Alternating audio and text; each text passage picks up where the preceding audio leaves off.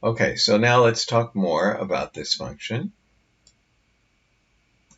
So y equals log base b of x. So we have a special name when the base is in particular e. Like we can have any kind of base here. We can have e, we can have 10. Well, we can't have any base. We can't have negative bases, and we can't have zero base. But any other bases we can have.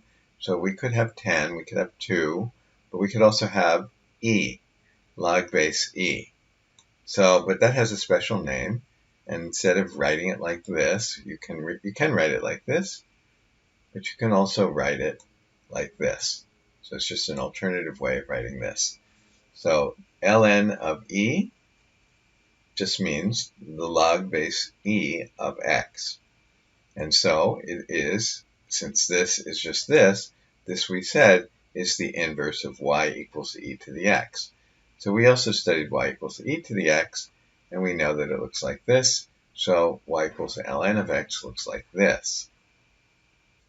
Okay, so let's talk about the inverse of trig functions, just as another example. So when we try to find the inverse of a trig function, we have a slight difficulty. And what is that?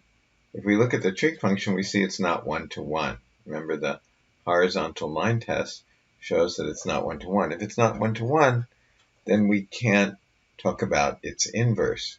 But what we can do is not talk about the full trig function, but we can just talk about a trig function defined from negative pi over 2 to here. So at least if we just restrict the domain to here, then it is one-to-one, right? The horizontal line test doesn't cause it to be not one-to-one. So then we can possibly consider the inverse, at least of this function.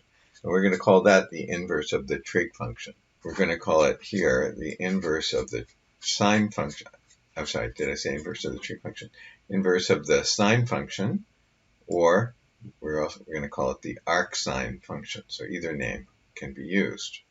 So it's going to be the inverse of this. Now we know what the inverse of this is going to look like, because we can just draw a 45-degree line there, and then imagine reflecting that red curve through that line to get what would be the inverse. So that will be what we call the inverse sine function, or the arcsine function. So we are going to take y equals sine, but we're going to restrict it to here. And then we're going to construct the inverse of that. Okay, and one more thing to remember, and that is this symbol does not mean 1 over. Okay, it means the inverse function. Okay, so don't get that confused. So f inverse, maybe we didn't say this clearly, f inverse does not mean 1 over f of x. That's not what it means. It looks like it, that's what it means, but we've defined this differently, and it doesn't mean that.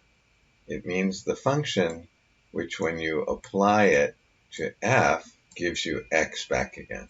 That's what it means. It does not mean, so this is what it means. In other words, for example, if we have f of x equals x squared, we know that the inverse, we've looked at this, we know that the inverse is the square root of x, which is, we can say x to the 1/2 if we like. But what if it was equal to this? That would be saying that it's that the inverse is 1 over f of x. Is that true? 1 over x squared. No, that has nothing to do with this. It's not equal to x to the 1/2, right? So this is wrong. The inverse of f is not 1 over f. 1 over f equals 1 over x squared, but that's not the right inverse. That's not what the inverse is. The inverse is this. Remember, this is what? Let's say that is x to the -2. That's not the same as this. Okay, so this is not what we mean by inverse. And so this does not mean this. Okay. Okay.